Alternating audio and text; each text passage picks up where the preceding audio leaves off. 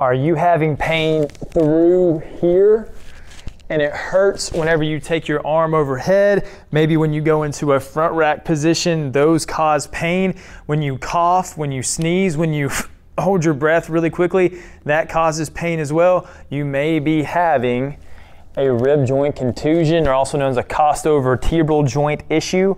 It could be happening right through here. This is the typical spot for it. Whenever you pinch back, it feels very like something is pinching you. These are all symptoms of a costovertebral joint or a rib issue. Today, we're gonna walk you through how you can solve these issues, move past them, and get rid of this debilitating pain and get back to what you were doing. My name is Dr. Sean Hiller. I'm a physical therapist and certified strength and conditioning specialist. Welcome to the Vulcan Vlog. These are the exercises that I would give to a client. These are the exercises that I have done myself. A few years back, I made another video that we'll link to, talking about the exercises that I did to help heal this issue. That video is a little outdated at this point, so we thought we would update it and give you the most up-to-date researched exercises for this issue. So why is this happening in the first place? Why am I having this nasty pinching pain right here? Well, for me, I was doing a lot of dynamic overhead movements. I was doing a lot of split jerking, and a lot of folks have told me that when they do something really dynamic overhead, this can cause this problem. Also, I've had people come in and tell me, man, I just slept wrong and now I've got this debilitating pain going through my mid-back area, and sometimes it can be in your mid-back and it can refer around to the side, kind of following that line of the rib. That can happen as well. So there's a few different ways that we can cause this, but regardless, all these exercises will work however you came to this position that you're in. The equipment that you're gonna need for this video, you're gonna need a foam roller, a moderate to heavy band, a broomstick or a fancy dowel like we have, and some weight. We're gonna need all of this for these exercises.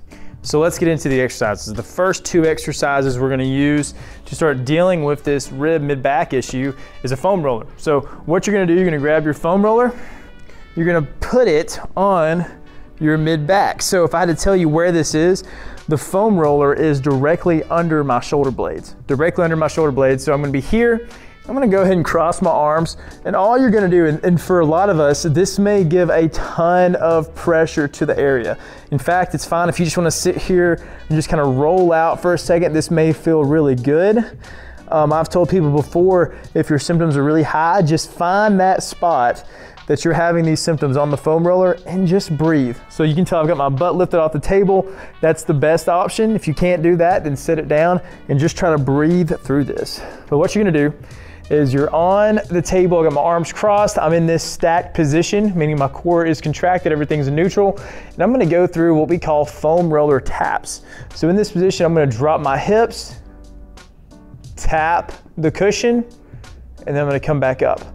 We're just gonna go through 20 foam roller taps here. If this is really easy and you're thinking you need some more, we can go into an overhead position, and then with our taps, we're gonna drop our hips and we're gonna drop our thumbs, just like so, and then we're gonna rise back up. It's an easy way to do it. Again, if this is too much for you, then you can back off. You can just find that area and just go through 20 deep breaths in this position. We're gonna stick with the foam roller for the second exercise. We're gonna bring in the broomstick or the dowel.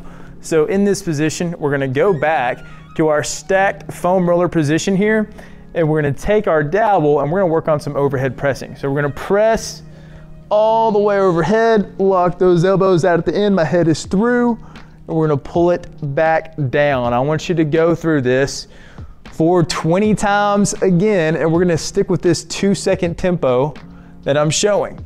20 reps of a 2-second tempo. This is just gonna bring back some of the kinematics and allow our thoracic spine, where the costovertebral joint is, where the rib is, it's gonna allow it to move into extension and relearn some of the kinematics that it's lost.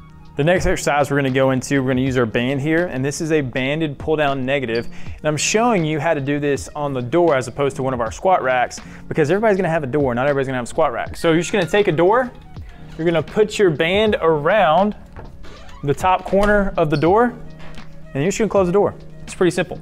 So from this position, we can do whatever we need to do from here. So we're gonna go down, we're gonna have a seat at the base of the door, and we've got a grip on our band overhead, okay? And I want some tension on this band. In fact, you can pull it down if you're opposite hand, and then re-grip if you need to. Your grip's gonna get very tired. I love to utilize grip for things like this because it's just a better contraction and activates more up the chain. So here, banded pull down, you're gonna pull down this big band, get as far as you can. This is all I can go. I'm gonna hold this isometric for 5 seconds. 5-second contraction, and then I'm gonna let back up. Okay, same thing, we're gonna go through it again. I want you to do 8 reps here with a 5-second contraction, and you will feel everything in your shoulder start to contract. This is a pulling motion. This is a pulling movement. Pulling is one of the best ways to reignite things in your shoulder and your neck and your mid-back. It activates more than pressing does, and it's gonna be more of a stabilizing factor than an anterior chain, a pressing movement would be. The next movement we're gonna go through is a banded horizontal row. We've still got our heavy band on the door here. You can also use a moderate band if you need to.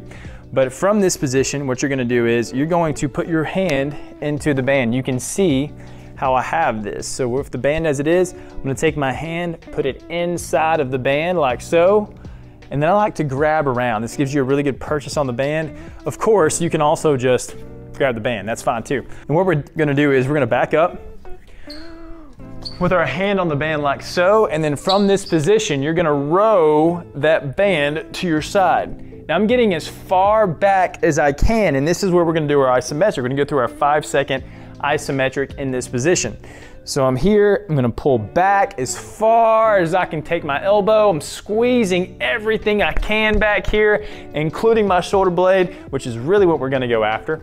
Show with the other arm so you can see, but I'm pulling back, squeezing that shoulder blade, really trying to pinch my shoulder blades together, and then I'm gonna release. It's a 5-second isometric here as well. We're gonna go through 10 reps of this.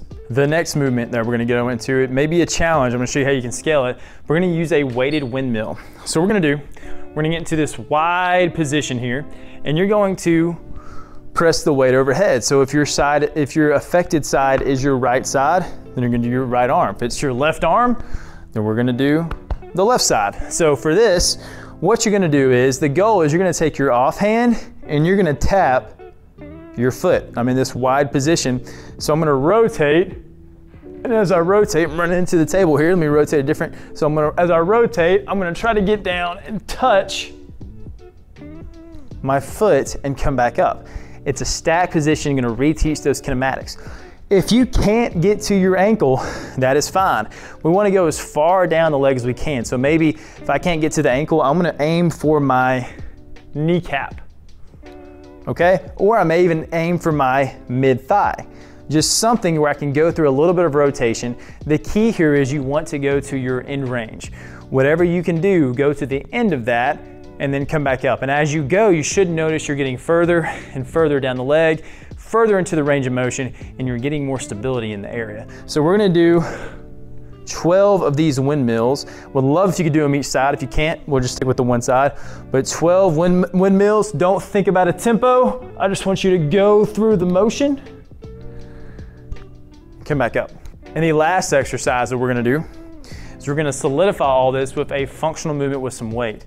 So we're gonna do a tempo overhead press. So I'm here, we're gonna go up for 1, 2, 3, lock out, 1, 2, 3, back down, okay? We'll go through 12 reps here with this 3-second tempo. And this really is kind of bringing together everything that we have done and adding some strength into the area to progress you on your rehab road and progress you back to the movements you want to get to. These are the exercises that you should do every day, twice a day if you can. I know this can be a pretty debilitating issue, so if you do have it, you're going to want to do these as much as possible. There's no harm, no foul to do these a ton. With some things there is, but not with this. If you were sitting there thinking, my pain is terrible, Sean, what else can I do? This is something that you can use a lot of. This is electrical stimulation. I used this a ton on myself whenever I had this issue because, again, my pain levels are so high. I just wanted to find any way I could to decrease the pain and let me move again.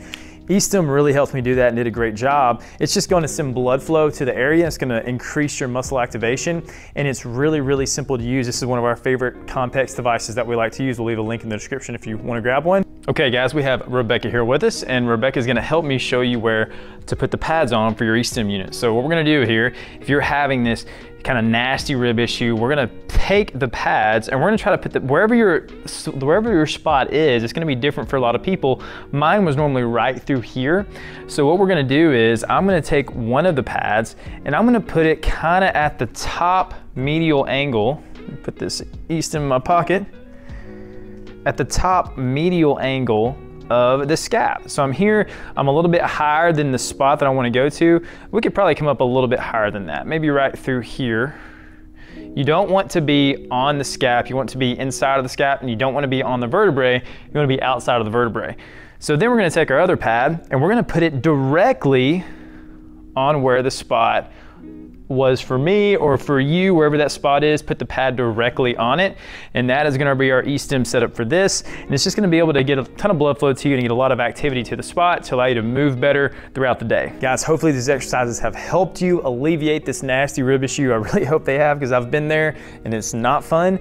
But if you've done these exercises and they have helped you, please leave a comment, let us know what they've done for you. Like this video, subscribe to our channel, and ring that bell so you never miss out on a video like this to help you move through the injuries that your body may be going through. If you've watched this video and you watch these exercises and you're thinking maybe my issue is more neck related, maybe it's not so much mid-back or rib, maybe it's more neck, we have a video that walks you through some of the exercises that we do for that. And also the exercise in that video can be helpful for this as well, because again, the tailbone's connected to the elbow. You know, everything goes together, but particularly for the mid-back and the neck, they're heavily, heavily related from a joint and a muscular perspective. So if you've gone through these exercises and you're thinking, I want a little bit more, go to the neck video and you can use those, and they should be able to help this issue as well. But guys, thanks for watching, and we'll see you on the next video.